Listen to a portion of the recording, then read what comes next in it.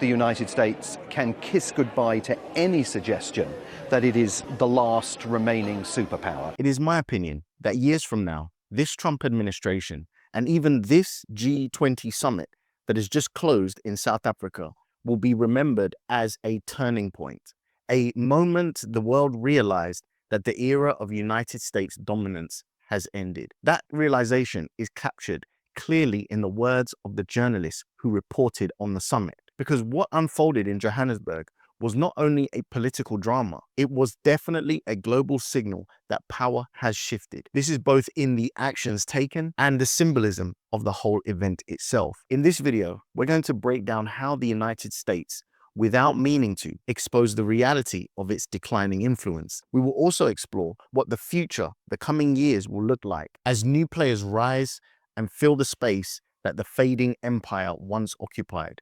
And yes, Africa is one of those players. If you're interested in understanding Africa's emerging role in global geopolitics and the continent's growing potential, which it is now definitely reaching for, then this video is for you. If you don't know me, my name is TJ, I'm Nigerian and British mixed. And on this channel, we talk about African geopolitics.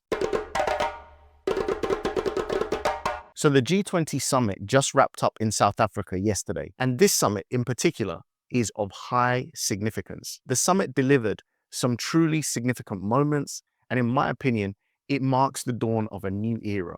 An era where the Global South is becoming the center of power in the world. The media sees it, the Global South sees it. More importantly, the leaders of the Global South see what's happening. Yet somehow, the only people that seem unaware are a few European leaders and Donald Trump himself. You shouldn't take my word for it. Let's listen to the words of Simon Marks, a respected journalist from the United Kingdom who's covered foreign affairs for 4 decades. I think without question this G20 will be remembered as the G20 from which the United States absented itself and then marginalized itself by having done that. So to see images, as we've seen here over the last 2 days, of the rest of the world gathering and talking about really, really important stuff, and for the United States to have chosen, for no good reason whatsoever, indeed, based on complete disinformation about what's taking place in this country, not to have had a seat at the table, has just hastened a multipolar era in which the United States can kiss goodbye to any suggestion that it is the last remaining superpower. It isn't. It abnegated its responsibility by not being here, and it's going to pay the price for that for a long time to come, long after Donald Trump has left the White House. What Simon describes is part of a much larger picture that is unfolding at this summit. Because while the Global South is coordinating, aligning, and showing unity, Europe and the United States arrived in Johannesburg deeply distracted by the war in Ukraine. They spent the time in the summit managing that conflict, answering questions about that conflict. And that conflict has already exposed the limits of Western European influence. Europe as a whole, once seen as the pillar of global power, now finds itself pushed to the very lowest tier of global geopolitics. Its economics are slowing, its manufacturing base is shrinking, and the political influence no longer shape world's events, particularly how it did maybe 100 years ago. Recent studies have shown how even some of the poorest states in the US now have a higher GDP per capita than Germany, the country that is supposed to be the industrial engine of Europe. When some of the weakest performers inside America are matching one of Europe's strongest economies, it speaks volumes about Europe's long-term decline. Then there is the United States itself. And this is where Donald Trump becomes central. His absence from the G20 summit was not just disrespectful, it accelerated America's decline on the world stage. Trump attempted to pressure other nations from afar. He attempted to influence the agenda without showing up, and he tried to turn the summit into political theater. But instead of bending to his demands, the G20 moved ahead without him. The joint declaration was adopted at the very beginning of the summit, something almost never done, and it included everything Trump did not want: climate commitments, gender equality commitments, and energy transition, energy being the most important here. The whole world essentially competes over energy. All the sanctions that we see America trying to do on the world are all around energy. And South Africa, as host, stood firm, refusing to let Trump derail the process. On the sidelines of the main event, we saw the revival of the India-Brazil-South Africa Dialogue Forum, also called IPSA, and this marked a significant shift. They're not minor players anymore. India, Brazil, and South Africa are founding members of BRICS, and all three are also G20 members. Their separate meeting sent a clear message because from the outside looking in, the G20 Summit no longer felt like a Western-driven event. It looked far more like a Global South Summit sitting in plain sight, almost like a BRICS-style gathering happening within the G20, with some people from the West allowed to attend. The IPSA meeting was not a symbolic reunion. It showed that these nations are now coordinating actively in the face of the West, building alternatives to Western-shaped structures and shaping the agenda itself. They did this in part because of Trump's aggressive trade policy, which have pushed countries to search for stability and cooperation amongst themselves instead of relying on Washington. But there's another point that must be addressed here. Many of you have dropped comments asking how you can support this channel, even offering to donate or help financially.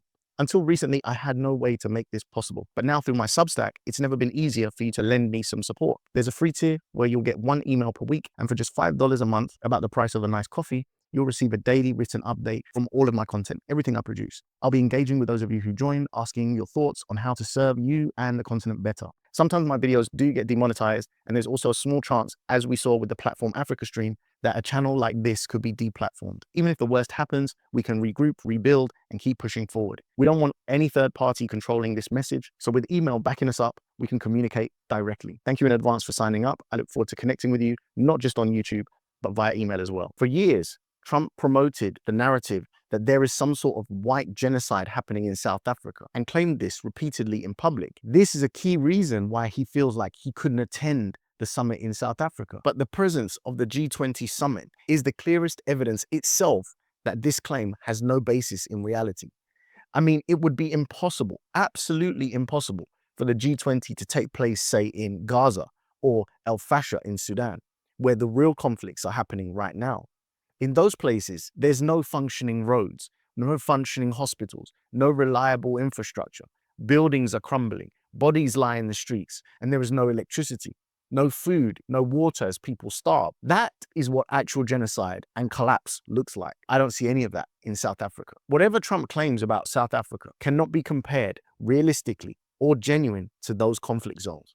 The evidence is there for everyone to see. Of course, Trump and America are going to spin this into some type of win for the United States, but the humiliation is there for everyone to see. Traditionally, the host nation hands over the G20 gavel to the next president. Since Trump refused to attend, Washington requested that some junior diplomat receive the gavel on his behalf. South Africa rejected this outright. They refused to downgrade the symbolism of the moment, simply just because Trump chose not to attend. As an alternative, what they did was they told the United States to come to the South African Foreign Ministry if they wanted to collect it. This was a quiet but powerful statement. Again, it reinforces that the era of American entitlement is over. Inside the United States, right now, things are no better.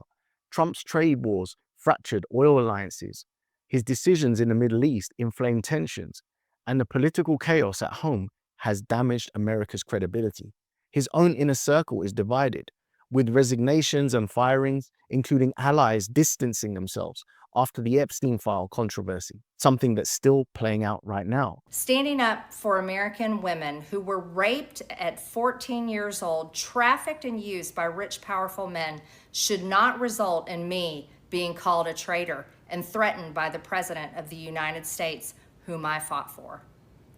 However, while yes, hurtful, my heart remains filled with joy, my life is filled with happiness, and my true convictions remain unchanged. I'll be resigning from office with my last day being January 5th, 2026. The MAGA movement itself is fragmented, and the world is watching all of this. For countries across the global south, this instability means the United States is no longer seen as a place for predictable leadership or long-term planning. It is now viewed as a country where personalities who know how to market themselves and gain power instead of actually leading focus on the nation's interests. This perception will have serious impact on America's role in the global trade right now and in the years to come, even after Trump is no longer around. That echoes back to the point that Simon Marks made. This decline is not a sudden collapse. It's a 10 or 20-year trajectory. But the process has definitely begun. Trump has definitely accelerated it. As the United States turns inward and struggles with its identity, other nations are filling the space it once occupied. Countries are forging new partnerships, new trade routes, new diplomatic frameworks without waiting for Washington's approval.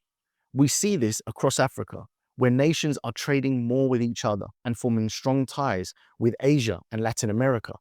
We see it across the global south, where governments are openly discussing alternatives to Western-dominated systems. All of this is happening because the old centers of power are fading and the new ones are rising. This is the new world that emerged in the South Africa G20 Summit, a world where America's dominance is no longer guaranteed, where Europe's influence has diminished, and where the global south, for the first time, which is also the global majority, is stepping boldly into the center of global decision-making.